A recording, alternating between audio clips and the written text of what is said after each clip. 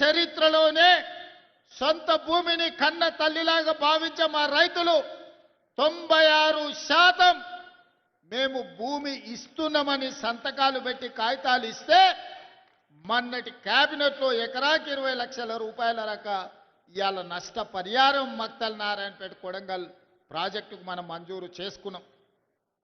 దాదాపుగా 5,000 కోట్ల రూపాయలతోటి 1,15,000 ఎకరాలకు కృష్ణానదిలో నికర జలాలను వాడుకొని మన పక్క నుంచే నీళ్లు పోతున్నా మన భూములు ఎడారిగా మారి ఎండిపోతుంటే ఈ 75 సంవత్సరాల ప్రజాస్వామ్యంలో మనకు నీళ్ళు ఇవ్వాలన్న ఆలోచన చేయలే.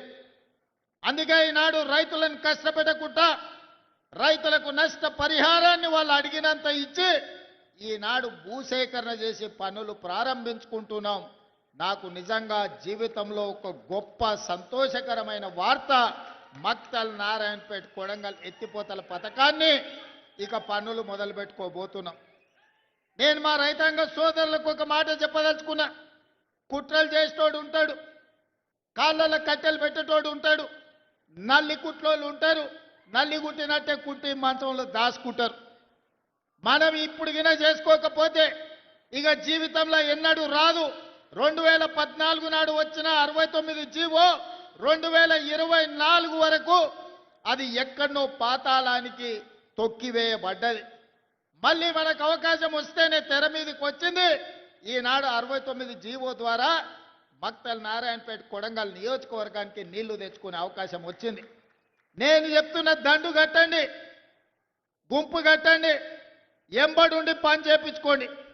ఎవడన్నా కాంట్రాక్టర్ అధికారు రాత్రి పగలు రోజుకి 24 గంటలు 2 సంవత్సరాలలో ఈ ప్రాజెక్టును పూర్తి చేయకపోతే ఈపు విమాన మోత మోగుతుందని మా యువకులు దండు కట్టి మక్తల్ నారాయణపేట కొడంగల్ ప్రాజెక్టును పూర్తి చేయించుకోండి. ఏ రాత్రి అయినా ఎన్ని కోట్ల రూపాయలైనా ఈ ప్రాజెక్టును పూర్తి చేయడానికి మీ సోదరుడు, మీ కుటుంబ సభ్యుడు, మీ పాలమూరు బిడ్డ తెలంగాణ రాష్ట్రానికి ముఖ్యమంత్రి ఉన్నాడు. వడ్డించేది నేనే. ఏ వరుసలో కూసున్నా మీరు ఆశించినంత వడ్డించే బాధ్యత నాది. ఈ ప్రాంతాన్ని పైరు పంటలతో పండించే బాధ్యత నాది.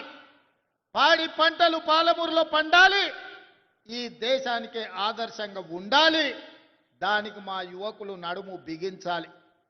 అదేవిధంగా ఇరిగేషనే కాదు, ఎడ్యుకేషన్ని కూడా ఒక ప్రాధాన్యత కింద తీసుకున్నాం. మనం వెనుకబడడానికి, మన పిల్లలు వలసలు కూలీలు కావడానికి కారణం మన పిల్లలు ఉన్నత చదువులు చదువుకోకపోవడం, మన పిల్లలు బడికి పోకపోవడం, మన పిల్లలకు నాణ్యమైన విద్య అందకపోవడం. తద్వారా ఈ ప్రాంతంలో ఉన్న పేదలు 90% ఎస్సీ, ఎస్టీ, బీసీ, మైనారిటీ పిల్లలు ఎవరైతే ఉన్నారో ఈరోజు చదువుకు దూరమైనరు, వ్యవసాయ కూలీలుగా మారిన, వలసలు పోతున్నారు. ఈ సమస్యను గుర్తించినాం కాబట్టే తండాలలో, గూడాలలో, మారుమూల పల్లెలో ప్రతి పేదవాడి బిడ్డకు విద్యను అందించాలి. విద్య ద్వారానే వాళ్ళు గుణవంతులు, శ్రీమంతులు అవుతారని గుర్తించి ఈనాడు విద్యకు అత్యంత ప్రాధాన్యత ఇచ్చినాం.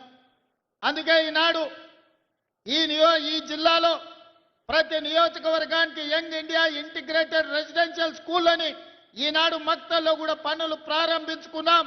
25 ఎకరాలలో భూమి అందుబాటులో లేకుంటే భూసేకరణ చేసి నష్టపరిహారం ఇచ్చి ఈనాడు 200 కోట్ల రూపాయలతోని young India integrated residential school 14 నియోజకవర్గాలలో.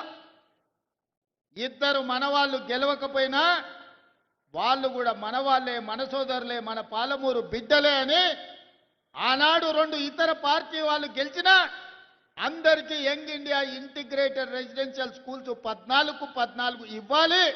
2,800 కోట్ల రూపాయలు చదువులకు ఖర్చు పెట్టాలి అని ఇవాళ ప్రభుత్వం నిర్ణయం తీసుకున్నది.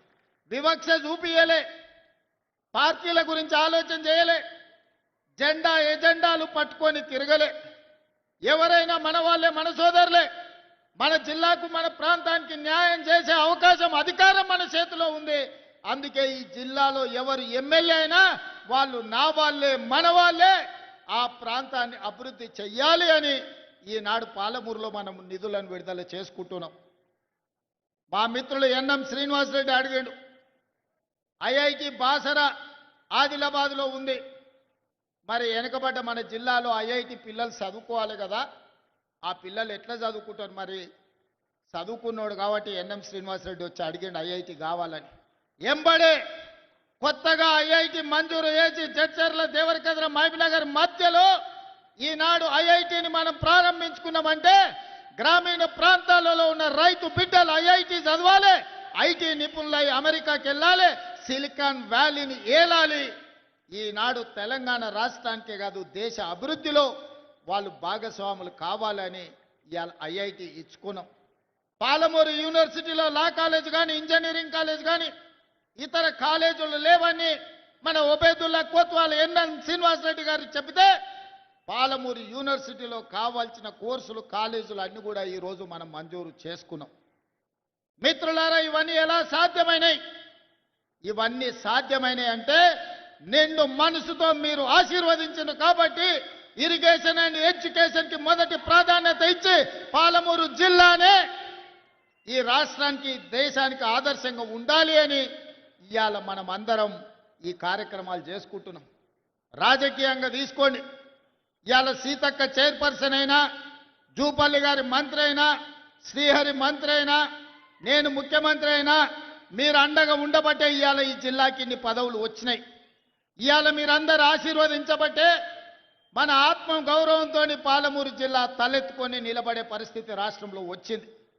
అదేవిధంగా ఈనాడు విద్య విషయంలో కానీ, సాగునీటి ప్రాజెక్టుల విషయంలోనే కాదు, మా అక్క లీడుండ్రు, మా అక్కలతో చేసేపు మాట్లాడుతానే, మీతో మళ్ళీ మాట్లాడతా. అక్క ఎన్నడన్నా అమ్మగారింటికి పోవాలన్నా, అమ్మవారిని దర్శించుకోవాలన్నా బస్సు కిరాయి పైసలు ఇంటి ఆయనని అడగాలి. ఇంటి ఆయన లేకపోతే కొడుకుని అడగాలి, వాడు పిల్లగాడైనా. ఇక వాడు ఇప్పుడు కాదు పో, మళ్ళా చూద్దాం దసరా పండుగ పోతారా అంటే